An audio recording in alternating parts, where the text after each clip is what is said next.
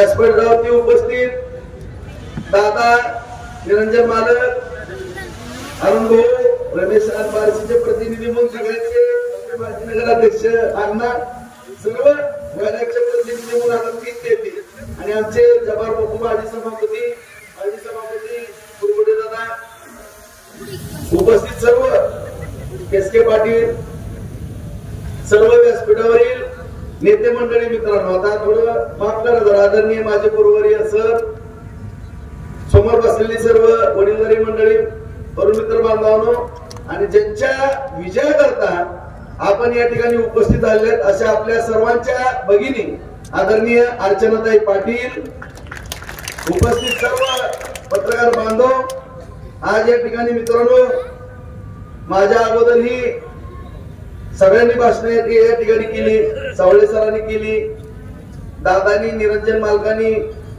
केशव बापूंनी, आदरणीय ताईनी तर आपल्या प्रत्येक वक्तव्यामध्ये विकासाच्या बाबतीमध्ये, मोदी साहेबांच्या बाबतीमध्ये या ठिकाणी सांगितलं मित्रांनो.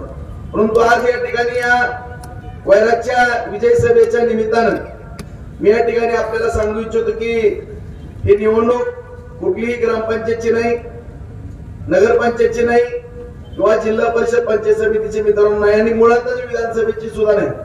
ही संपूर्ण देशाची निवडणूक आहे मित्रांनो. या निवडणुकीकडे सगळ्या जगाचं लक्ष लागलं. आज आपण जर सर्वांनी पाहिलं तर आज आपल्या बार्शी तालुक्यामध्ये सुद्धा 4000 कोटीच्या आसपास निधी या ठिकाणी आला मित्रांनो. आदरणीय ताईने आता सांगितलं की आमचे सहकारी मित्र राणा दादांनी सुद्धा त्यांच्या मतदारसंघामध्ये धाराशिव उस्मानाबाद जिल्ह्यामध्ये मोठ्या प्रमाणामध्ये हजारो कोटीचा निधी त्या ठिकाणी सुद्धा नेला. आज हा निधी नेत असताना, आम्ही आमदार म्हणून काम करत असताना, आदरणीय शिंदे साहेबांच्या, देवेंद्र फडणवीस साहेबांच्या, अजितदादांच्या मार्गदर्शनाखाली आम्ही सगळी मंडळी काम करत असताना आज आपल्या सर्वांना माहिती आहे मित्रांनो, कोरोना काळामध्ये संपूर्ण आपल्या देशाची अर्थव्यवस्था अडचणीत आलेली होती. जगामध्ये महामारी सुरू झालेली होती मित्रांनो. आज भाऊ भावाला पाणी देत नव्हता, कुणी कोणाला ओळखत नव्हतं. अशा परिस्थितीमध्ये आपण ही सर्वांनी कोरोनावरती फार मोठं काम करत असताना या ठिकाणी असंख्य जीव वाचवण्याचं काम केलं. काही सहकारी बांधव आपल्याला सोडून गेले मित्रांनो आणि संपूर्ण आपली अर्थव्यवस्था विस्कळीत, जवळपास देशाची, जगाची अर्थव्यवस्था विस्कटली होती राज्याची. परंतु सक्षमपणाने आपल्या पंतप्रधान नरेंद्र मोदी साहेबांनी ही अर्थव्यवस्था एकदम मजबूत केली आणि ती अर्थव्यवस्था मजबूत केली मित्रांनो. आज या ठिकाणी त्याच्यामुळं आज या ठिकाणी आपल्याला मोठ्या प्रमाणामध्ये निधी आला. आज जर आपण या ठिकाणी पाहिलं तर आज 80 कोटी लोकांना धान्याचा विषय, मुद्रा योजना आहे मित्रांनो, आज आयुष्यमान योजना आहे, महिलांकरता बचत गटाला मदत आहे, खात्यावरती सबसिडी आहे. आज युरियाचं पोतं 3000 रुपये असताना 300 रुपयामध्ये पोतं मिळत आहे, बी बियाणे मिळतात, ऑनलाईन आपल्याला शेती अवजारे दिली जातात.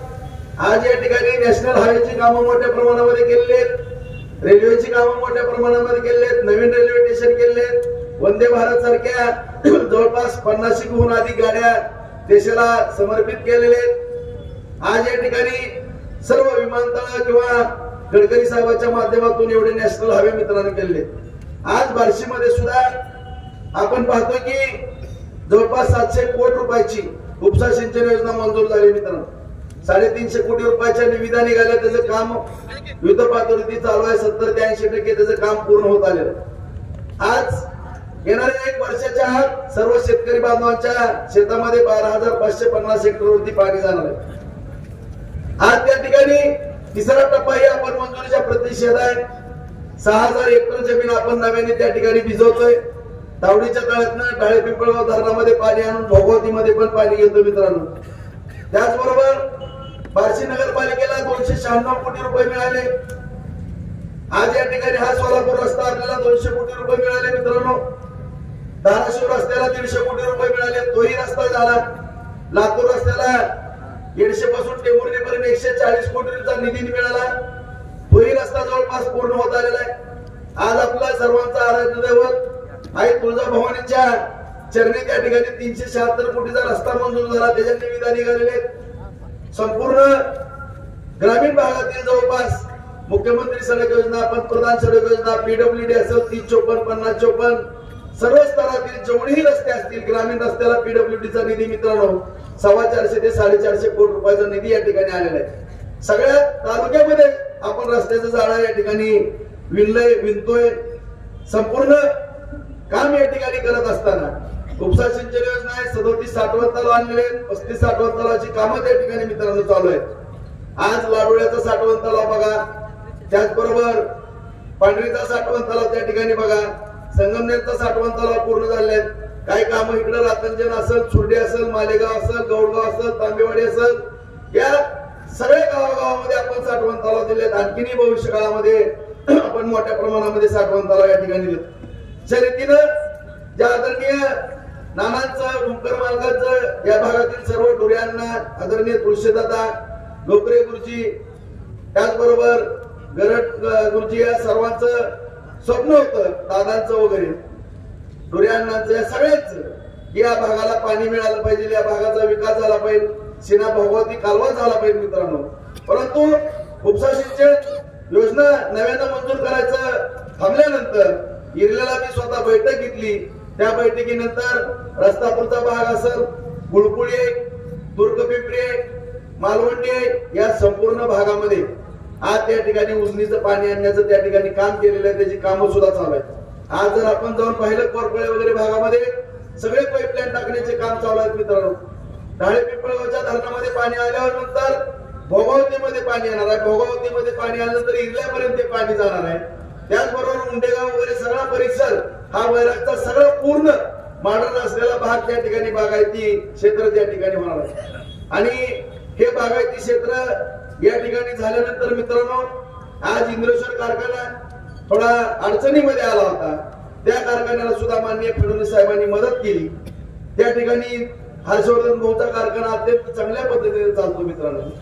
आज आर्यन शुगर सुद्धा बंद पडलेला होता, आपल्या विरोधाचा कारखाना तो होता. डीसीसीचा कार्यक्रम करून त्यांनी कारखाना काढला, डीसीसी बँक अडचणीत आणली, परंतु आपल्या तालुक्यातलं युनिट बंद पडता कामा नये. शेतकऱ्याचे पैसे त्या ठिकाणी बुडवले गेलेले होते, ते सुद्धा पैसे आपण वसूल करण्याच्या अटीवरती त्यांना सहकार्य करण्याची या ठिकाणी शब्द दिला. त्यांनी तो कारखाना घेतला. डीसीसी बँकेतनं माननीय फडणवीस साहेबांच्या माध्यमातून प्रशासक त्या ठिकाणी आहेत, ते प्रशासक आपल्या माध्यमातून काम करत असताना आपण त्या ठिकाणी 15 कोटी रुपये त्यांना उपलब्ध करून दिले. शेतकऱ्याची देणीही दिली. आता नव्यानं आपण 60 कोटी रुपये त्या ठिकाणी फडणवीस साहेबांच्या माध्यमातून त्यांना देऊ केलेले मित्रांनो. आज तर ते उमेदवार पवार साहेबांचे, तरी सुद्धा आपण या ठिकाणी कारखान्याच्या बाबतीमध्ये कुठलं राजकारण पाहिलं नाही. दिलीप गांधी ह्या वैरागचेच पुत्र आहेत, त्यांना सुद्धा आपण सोयाबीनचा प्लॅन करायला लावला. आज अशा रीतीनं बार्शीला सुद्धा MIDC मंजूर झालेली आहे मित्रांनो, त्या ठिकाणी सुद्धा कारखानदारी चालू आहे. आज आता ताईंनी सांगितलं जवळपास 1,500 एकर अधिक जमिनीमध्ये कोडगावला, धाराशिव, उस्मानाबाद आणि आपली बार्शीच्या बॉर्डरवरती MIDC मंजूर केली दादानी.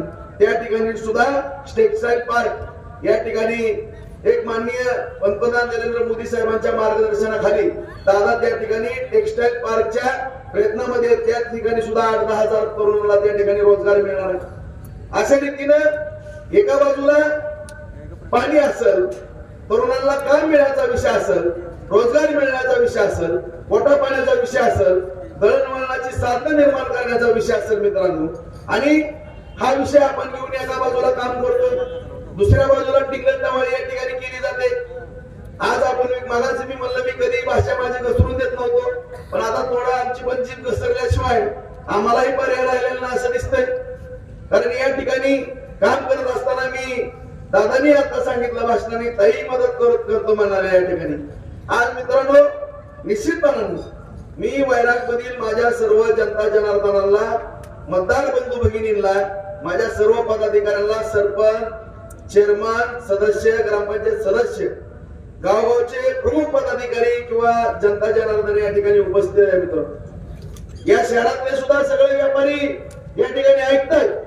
आज संतानात कारखाना चालू होता मित्रांनो, ही बाजारपेठ फुललेली होती.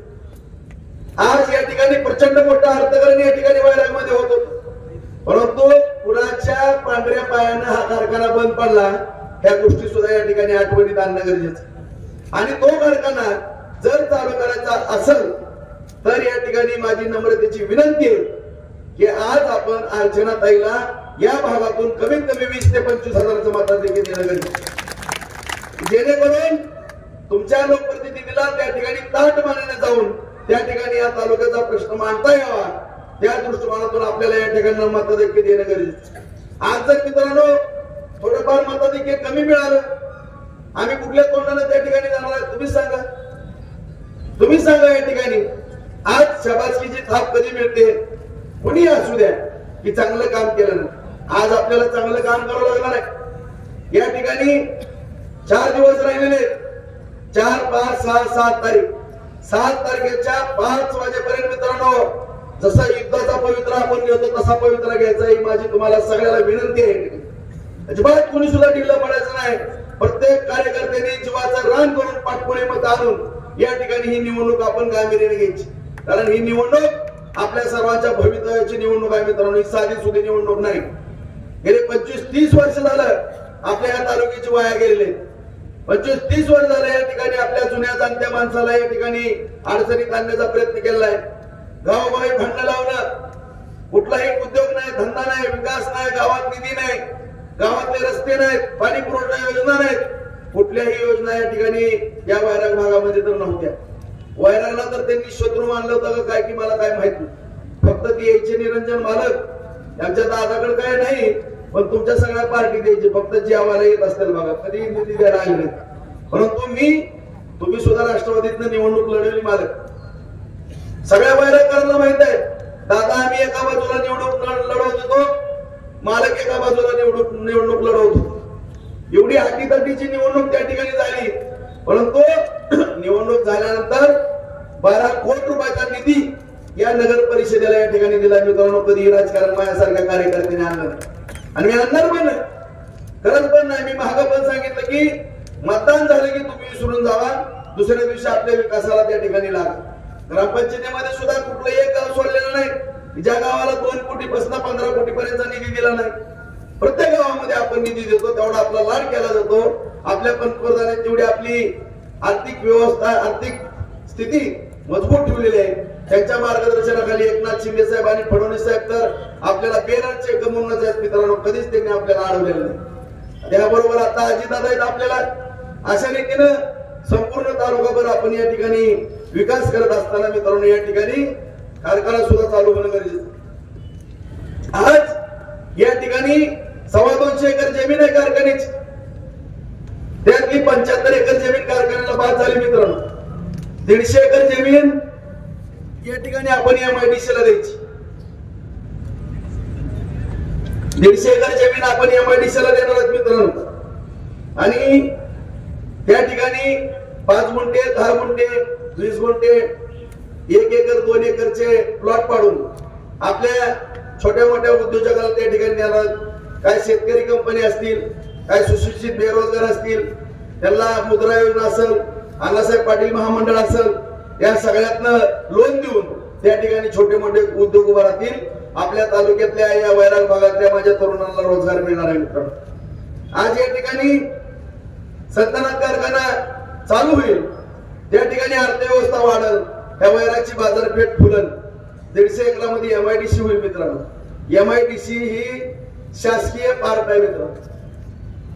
MIDC ला आपण जी जागा देतोय ती काही खासगी राजेंद्र राऊताला देत नाही किंवा राजेंद्र राऊताला इथं प्लॉट पाडायचे नाही, ती जागा आपल्याला सरकारला द्यायची, सरकारकडनं त्याची मोठा मोबदला घ्यायचा, कारखान्याची सगळी देणी द्यायची आणि नवा माझा एखादा मित्र जे 2-3 आहेत जे फडणवीस साहेबांनी सांगितलेले आहेत त्यांना खासगी तत्वावरती आपण हा कारखाना चालवायला देणार, कर्ज नील करून। आणि काल एक महाशय निरंजन महाराज जरा कमी धुतलं तुम्ही, ज्याला आकलीचा काढा नाही, आजच्या आयुष्यामध्ये मॅनेजमेंट किंवा कुठल्या तरी एखाद्या कुणाच्या समोर तरी तडजोड करून आपली उपजीविका करण्यामध्ये धन्यता मानणारा हा इथला बोकोड माजलेला दादा, मी तुमच्यामुळे तो बसलो होतो, त्याचा नाव निंबाळकर आहे म्हणून। आता जर माझ्या नादी लागला पट्ट्या अरे माझंच बूट चाटायला की दालता ह्याचा विचार कर ना तू. माझ्याबद्दल बोलतो तू माझ्याला लय बुकुड आहे की टोटोर करतो का मध्ये मला तीनदा राजभाऊ भेटायला यायचं, राजभाऊ भेटायला यायचं. लायकी आहे तुझी मला भेटायला यायची? तुझ्या अवकात सुद्धा नाही मला भेटायची. नानाचं तर नाव घ्यायची तुझ्या अवकात पण नाही. जे नाना या ठिकाणी हयात होते सगळ्या नानांच्या जवळच्या माणसाला माहित आहे, दादांच्या जवळच्या माणसाला माहित आहे, शाहूनला माहित आहे, सगळ्या कुटुंबाला माहित आहे. फोन केलं नाही अंगावर दादाच्या, कुणी दादाचा शर्ट फाडला, कुणी दादाला दुखवलं. जे आमचा मार्गदर्शक होते, जे आमचा आशीर्वाद त्यांचा आम्ही घेतो, त्या नानांचं आणखीन 10 वर्ष आयुष्य वाढलं असतं मित्रांनो. ह्यांनी तागा फटका केला. सातत्यानं नाना राजकारणामध्ये त्यांच्या हयातीमध्ये नाना राजकारण करत असताना कुणीला का तू एका ताटली बाटलीवरती कोण फुटलं, कोण गेलं कुणाकडे हे सांगा पहिल्यांदा. लायकी असेल तर बोला तुम्ही. आणि राजाराव प्लॉटिंग करणार आहे. किती एकर जमीन आहे जा मोजायचं म्हणलं तर तुला रात्रभर का पुरायची नाही इतकी जमीन आहे मला. माझ्या काय आताचीच नाही, माझ्या बापदादाची जमीन आहे. माझे पण बापदादा वतनदार होते. अख्खा शहराच्या 40% जमिनीचा मालक मी होतो. 11व्या पिढीतला मी. कडोजीराव म्हणून तिथं कोकणात आले होते. अख्ख्या शहराचं जेवढं क्षेत्रफळ आहे त्या 40% जमिनीवरती माझी मालकी होती मित्र. हे कुटुंब झाली, जिकडे तिकडे जमिनी गेल्या. आम्ही तर काय उपरे बिपरे नाहीत. त्यामुळे ते जमिनीचं जागेचं मला कौतुक सांगू नका. आणि तुम्हाला माहित आहे तुम्हाला कसा आसमान दाखवलाय मी दोनदा. आणि त्यामुळे आपल्या जिभेवरती नियंत्रण ठेवा. जर तुम्ही त्या लेवलला जर चालला आणि मी जर कधी सटकली माझी गाडी तर तुम्हाला कुठल्या ठिकाणी पोहोचवून ती कळून येणार नाही. कारण तुम्ही कुणाच्या जमिनी हाणल्या. सुरडीच्या ब्राह्मण समाजाच्या त्या माता भगिनींना काय त्रास दिला, त्यांनी काय शासनात दिलं ती पहिल्यांदा बघा. तुमची काय अवकात आहे, तुम्ही किती जणांच्या जमिनी लुटता, कुणाला लिहून देता, कुणाची दादागिरी करता, हे सगळ्याला माहित आहे वादाकारांना. तुम्ही दादागिरी करूनच दाखवा. मी आहे तुम्हीच आहे. तुम्हाला कुठं काय करतो काय नाही ते तुम्हाला कळेल इजा पोहोचल्यानंतर. त्याच्यामुळं माझ्या नादी लागण्याचा कोणी प्रयत्न करू नका. दुसरं पण असंच आहे, त्या दादासारखी अडचण आहे माझी. त्या दादाचा नाव निंबाळकर आहे म्हणून मला गपची बसायची पाहिजे तू. आणि दुसरे सुधीर बापू बारबोले माझे मित्र आहेत तिथं, त्यांच्यामुळे दुसऱ्याला गप बसायची पाहिजे. आनंदाना बारबोले माझ्यावर फिरतात. आठवड्यातनं एकदा मुंबईला आम्ही असतो. चंदूबापू माझे दोस्त बारबोले, आदरणीय आबा भगवताच्या देवळात मी रोज त्यांच्या पाया पडतो दिसले. आणि ती सुहास भाऊ, आता काय नका तुला अख्खा आयुष्य पालत्या पायाचा राजा, तू काय आता जन्माला आलेला माणूस, कशाला तू नाटक करायला लागला, कशाला माझ्या नावावर बोंबला लागला. त्या मराठ्याचं काय सांगायला लागला, मराठा समाजाचं, मराठाच्या आरक्षणाचं. तू कधीतरी दिसला का बाबा त्या मराठा समाजाच्या कुठल्या आंदोलनात कशात काय. त्या मराठा महासंघाचा मी अध्यक्ष होतो. काय आमच्या जीवनामध्ये घडलंय, ज्यावेळेस आम्ही मराठा महासंघाचं काम करत होतो मित्रांनो, त्यावेळेस आम्ही पोलीस स्टेशनला मार खाऊ आमच्या अंगावरती गुळमी आली. तेव्हा ही कुठेतरी जी माझ्या अगोदरचा नेता होता त्याचे बोट चाटत होता, कुठेतरी एखादं काम मिळावं. ही तुझ्या अवकात. तू दुसऱ्याचे पैसे पडू नका आणि कान नाव घेतलं त्या डिसलेच आणि डिसलेच. अरे त्याला मी सभापती केला.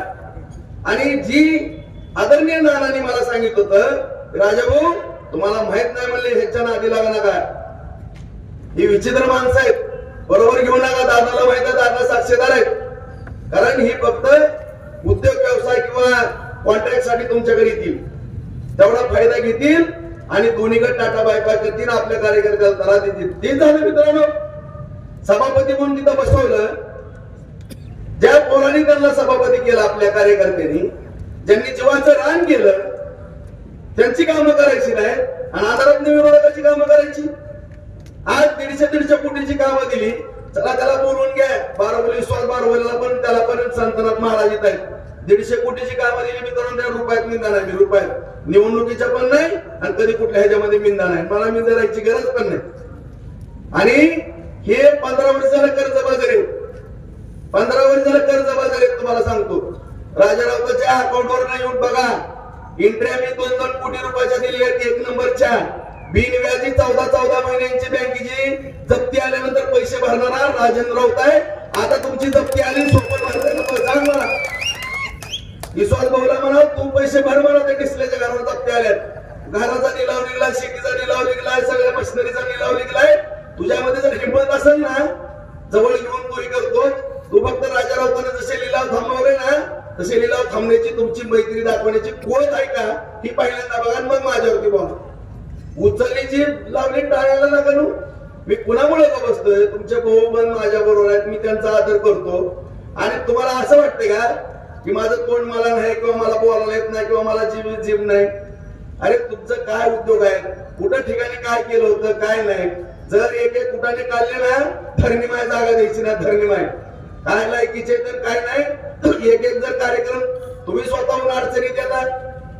तुमचं कोण कसं वागतंय सकाळपासून संध्याकाळपर्यंत, कोण कुठल्या नाही त्या ठिकाणी जात आहे, कोण नोटा उधळतोय कुठं ते बघा ना. अरे तुम्ही असं जर उधळवासा करायला लागला मिळालेल्या पैशातनं तर तुमच्या अष्टनशिबाला दरिद्रीच येणार आहे. त्यामुळे दुसऱ्याला काय बोलायचं कारण आहे. त्यामुळे या ठिकाणी आम्ही सातत्याने पाठीमागं पण मी सांगितलं होतं की माझ्या नादी लागू नका. मी हात जोडून सांगतो, या ठिकाणी बऱ्याच दिवसातून या ठिकाणी आम्ही सत्तेमध्ये आलेलो आहे. या ठिकाणी आम्हाला जुना बॅकलॉग भरून काढायचा आहे. आम्हाला फार मोठा विकास करायचा आहे. आम्हाला कोणावरती टीका करायची नाही, टिप्पणी करायची नाही. एवढं माझं स्वप्नाचा 36चा आकडा असताना सुद्धा मी त्याचं नाव घेतलं नाही, कधी त्यांच्यावर टीका केली नाही. पण ही 2 दिवसातच कुली उसात नवीनच नाटकं करायला. तुम्ही आता बोला, तुम्हाला सांगतो कसं असतं कसं नाही. तुमचं काय काय काढायचं काय काय नाही ते बघू. करू दे ना आमचा आम्हाला धंदा पाणी विकास. या ठिकाणी सगळ्या लोकांना चांगलं जीवन जगू द्या, कारखाने उभारू द्या, पाणी आणू द्या आणि ह्या विषयामध्ये आमचं लक्ष जाऊ द्या. तिसरीकडे लक्ष आमचं घालवण्याचा प्रयत्न करायचा तर लय महागात पण मित्रांनो. कुठं कुठं अडकला काय काय केलंय काय माहित आहे का तुम्हाला? आज तुम्हाला या ठिकाणी सांगतो, माझ्या जर ही नादी लागली, माझे विरोधक चोपल सुद्धा अँटी करप्शनची इन्क्वायरी चालू आहे मित्रांनो. असं जर जेलमध्ये जाईल ना 2-3 वर्ष बाहेर निघणार नाही, एवढं गावण माझ्या डोळ्याचं. हे दिसले ना 1 एकर जमीन व्हायची नाही तुम्हाला सांगतो, एवढं गबाळ आहे माझं. 1 एकर जमीन राहणार नाही. आणखीन एक संस्था बघितला नाटक करतोय, गेले मुंबईला निघून. नाटक जर केलं ना सगळ्या संस्थांवरती प्रशासक नेमीन. माझं नाव राजाभाऊ रोप आहे. एक जण नाटक करत होता ना वय वय वय, काय सुद्धा राहिलं नाही बघा. एका उतरावर बोजा चढायचा राहिला असं जागा शिल्लक नाही. सगळ्या सरकारी जमा केल्यात प्रॉपर्टी. त्यामुळे माझ्या वाटत जाण्याचा प्रयत्न करू नका. विश्वासदार बोलायचं पण कानावर जोकर गेले. 90 एकर जमीन घालवली ती मी राजन मिलची. परत आनंदाला माझे जिगरी दोस्त म्हणून ती जमीन परत वाचली तुम्हाला सांगतो. आणि आता वाटत जा कधी कधी माझ्या कचाट्यात घेऊ बाळा, मग मी तुला सांगतो कसं आहे. त्यामुळे या ठिकाणी विचार करून आधी लागला. तुम्ही सापडा कधी कुणी पण मला सांगतो ह्याला वाचवा म्हणून, मी वाचवणार नाही तुम्हाला सांगतो. भले राजकारणामध्ये काय परिणाम होईल ते मला माहित नाही, परंतु मला जर कुणी खवळलं तर मी कसलं विचित्र प्राणी आहे ती बघा. त्यामुळे या ठिकाणी निवडणूक राहिली लोकसभेची वेगळी, निवडणूक देशाची. देश हिताचे प्रश्न नरेंद्र मोदी साहेबांना पंतप्रधान करायचे, देशाचं हित बघायचंय. आज संपूर्ण जग याकडे बघतंय आणि ही चालली ती गल्ली बोळामध्ये. आज या ठिकाणी मित्रांनो तुम्ही साधं उदाहरण घ्या. जपानला मारले आता ती तर काय तामीन पाण्यावाला, त्याला तर काही विकासाचं काही घेणं देणं नाही. तालुक्यामध्ये 1 कोटी रुपयाचा तर निधी दिला का मित्रांनो? दिला का सांगा बरं? कुणाच्या गावाला काय दिलं? आज कुठलाही निधी न देता या ठिकाणी आज या ठिकाणी दुसऱ्यावरती टीका करायची. खासदार दाखवान काय ही करा, कुठं खासदार भेटला का, उमेदवार भेटला का? अरे तू इकडे कुत्री भारत बोंबलं फिरला, काय केलं आमच्या तालुक्यामध्ये? त्याचं पहिल्यांदा उत्तर द्या ना तुम्ही. आज या तालुक्यामध्ये काय केलं मित्रांनो यांनी? आज फक्त तरुण पोरांना फोन करणे, फक्त भडकवणे. आज जे आपले अस्मिता आहे रामाबद्दल वेळेवाकडे बोलणे, हनुमानाबद्दल वेळेवाकडे बोलणे, नरेंद्र मोदी साहेबांबद्दल वेळेवाकडे बोलणे. लय मोठा लागून गेला काय? कुठला लय मोठा लागून गेला तू पण बाळा? तुला कोणी निवडून आलं गेलंस?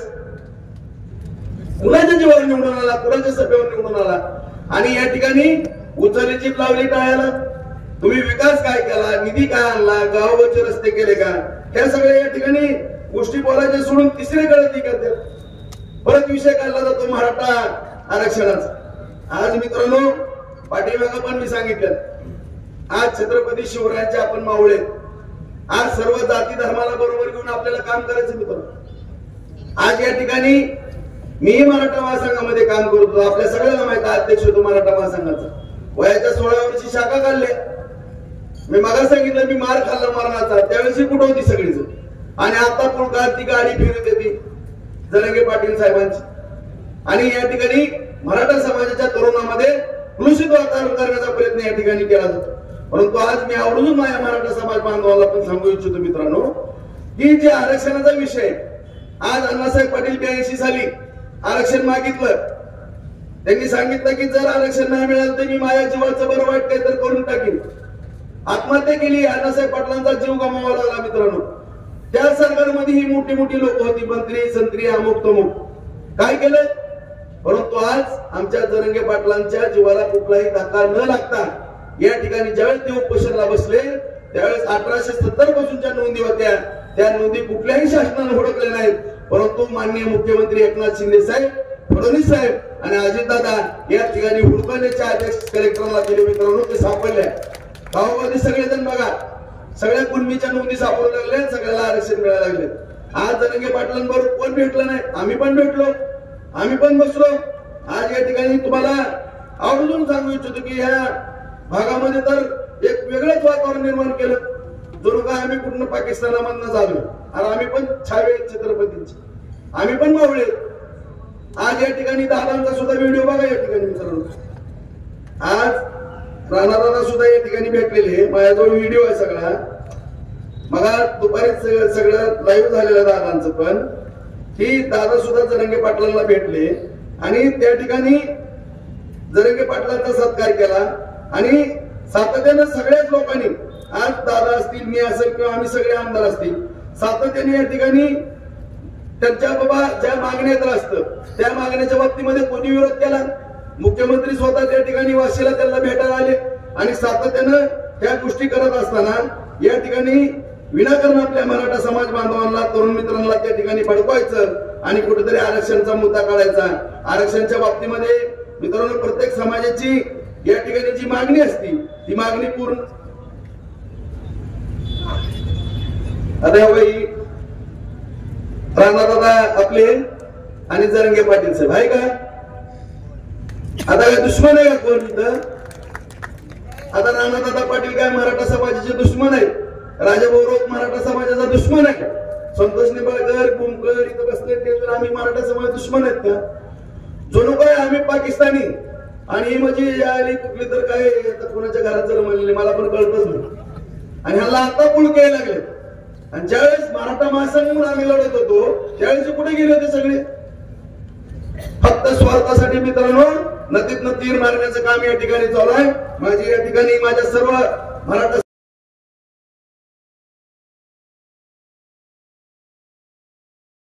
आम्हाला बोलण्याची आवश्यकता नाही, गरज नाही.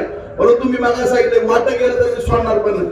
कारण माझा जुना जर राजेंद्र जागा झाला तर मी ह्याला पळताबोई थोडी करत आणि त्या थराला ह्यांनी येऊन देऊन मला एवढी माझी भावना या ठिकाणी. आज या ठिकाणी 25-30 वर्ष झाला आपला सगळा तालुका होरपळून गेलेला आहे आणि आज आपल्याला या ठिकाणी विकास करायचा आहे, पाणी आणायचं मित्रांनो. आणि तुम्हाला पण माझी नम्रतेची विनंती आहे मित्रांनो, एवढं जर एखादा कार्यकर्ता किंवा तुम्ही मानलेला नेता काम करत असाल तर तुम्हाला पण माझ्या हात जोडून विनंती आहे, तुमच्याकडनं पण मी आज बांधून घेणार आहे. कारण आज वैरागची सभा आणि उद्या बाहेरची सभा, उद्या प्रचाराचा शेवट होता मित्रांनो. आज मला तुमच्याकडनं शब्द पाहिजे. मी आज गेली 30 वर्षहून अधिक झालं, रात्रीचा दिवस सत्ता असेल नसाल, आमदार असेल नसाल, कुठलीही वेळ आली 24 तास तुमच्यासाठी राजेंद्र राऊत नावाचा एक शिपाई खंबीरपणा तुमच्या पाठीशी उभारलेला आहे. तुमची ग्रामपंचायत असेल, पंचायत समिती असेल, जिल्हा परिषद असेल, कुठलीही सोसायटीची निवडणूक असेल मित्रांनो, कधी तुम्हाला उघड पडून दिलेलं नाही. दिलं का? तुमच्या पाठीमागं तुमचा मुलगा भाऊ म्हणून उभारलेला आहे. आज ही पण माझ्या प्रतिष्ठेची निवडणूक